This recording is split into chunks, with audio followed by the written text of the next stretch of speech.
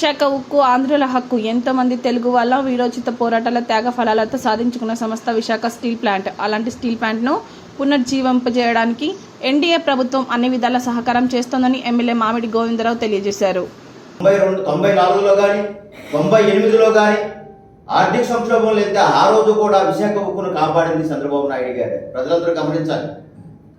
ఇప్పుడు కూడాను ఈ రోజు కూడా ఆర్థిక సంక్షోభంలో ఉంటే ఎన్డీఏ ప్రభుత్వంతో పోరాడి ఈ రోజు కూడా 11,440 కోట్లు అనేది ఈ రోజు చంద్రబాబు నాయుడు గారు తెచ్చి మళ్ళీ విశాఖ ఉక్కుని పునర్జీవం పోసిన మా వారు చంద్రబాబు నాయుడు గారిని మీ అందరూ తెలియజేస్తున్నారు. జగన్మోహన్ రెడ్డి గతంలో వ్యవస్థను నిర్వీర్యం చేసి విశాఖను ఉక్కు అమ్మేసి తన అక్కడ ఉన్న ఆస్తుల్ని తన గుత్తాదారులకు కట్టబెట్టాలని ప్రయత్నం చేస్తే ఈ రోజు ఆంధ్రుల పోరాటంతో సంపాదించుకున్న ఆంధ్రుల ఆత్మగౌరవం గల విశాఖ ఉక్కును కాపాడింది మాత్రం చంద్రబాబు నాయుడు గారిని మీ అందరూ తెలియజేసుకుంటూ ఈ రోజు చంద్రబాబు నాయుడు గారు ఆంధ్రుల ఉక్కు ఆత్మగౌరవం కోసం ఆయన ఢిల్లీ వెళ్ళి ఈ రోజు తాలూకా ఆంధ్రుల ఉక్కు ఆంధ్రుల ఆత్మగౌరవం అని చెప్పి ఈ రోజు మన తాలూకా ఉక్కు పరిశ్రమను కాపాడిన మహానుభావుడు చంద్రబాబు నాయుడు గారు. ప్రజలందరూ గమనిస్తున్నారు. అందుకోసమే ఈ రోజు అందరూ హ్యాపీగా ఉన్నారు. ఆంధ్రప్రదేశ్ ప్రజలందరూ కూడా విశాఖ ఉక్కు ఈ రోజు ప్రైవేట్ పరం అవడం లేదు. ఈ రోజు మన సొంతం అవుతుంది. ఈ రోజు అంతా అభివృద్ధి పదంలో రన్ అవుతుందని తెలియజేసుకుంటూ మరొకసారి ఖబర్దార్ జగన్మోహన్ రెడ్డి మళ్ళీ తప్పుడు మాధ్యమాలతో సోషల్ మీడియాలో పెట్టకుండా వాస్తవాలు పరిగణన తీసుకొని వాస్తవాలు సోషల్ మీడియా కూడా ఒక విషయం. మన మానవ పురోగతికి సోషల్ మీడియా ఉపయోగించాలి కానీ ఒక రాంగ్ ట్రాక్ కోసం సోషల్ మీడియా ఉపయోగించకూడదు. కాబట్టి దీన్ని తీవ్రంగా ఖండిస్తున్నామని తెలియజేసుకుంటూ సెలవు తీసుకుంటాం. విశాఖ ఉక్కు ఆంధ్రుల హక్కు. ఎంతోమంది తెలుగు వాళ్ళ పోరాట ప్రతిఫలమే ఈరోజు విశాఖ ఉక్కు. గతంలో జగన్మోహన్ రెడ్డి తన కేసులు మాఫీ కోసం విశాఖని ఉక్కుని అమ్మేయాలి, ప్రైవేట్ పరం చేసేయాలి అనే ఒక నినాదంతో వెళ్ళాడే కానీ ఏ రోజు కూడా విశాఖ ఉక్కు ఆంధ్రుల హక్కు ఇది ప్రైవేట్ పరం చేయకూడదని ఒకరోజు కూడా ఆయన పోరాటం అనేది చేయలేదు. పూర్తిగా మనం అందరూ చూసాం. మీ అందరికీ తెలుసు, మిత్రులందరికీ తెలుసు, కొత్తగా చెప్పవలసింది ఏం లేదు.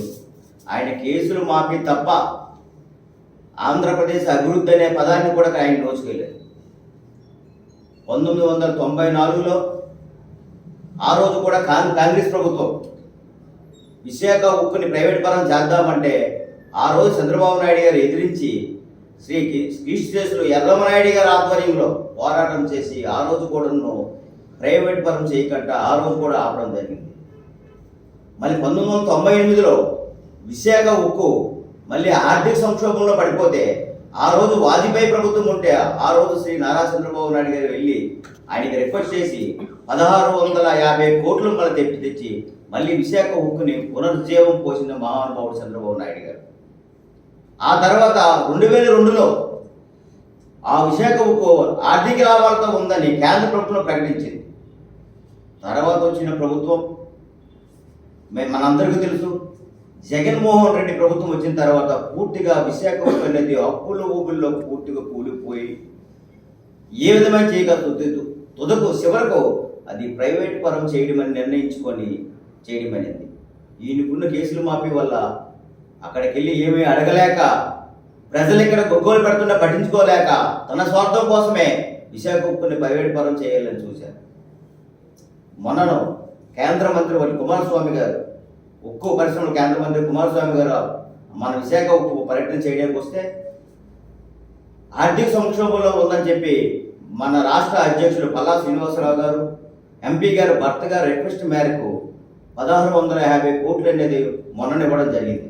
2 విడతలుగా జిఎస్టీ కట్టడానికి 500 కోట్లు, 1150 కోట్లేమో దాని ఆర్థిక లావాదేవీలు మళ్ళీ చేయడానికి మొన్న చేయడం. ఈ మధ్య చంద్రబాబు నాయుడు గారు విశాఖకి డెవలప్మెంట్ అంటే మన ఉక్కు మళ్ళా పునర్జీవం పోయాలని అనుకుంటే సుమారుగా 18,000 కోట్లు కావాలనుకుంటే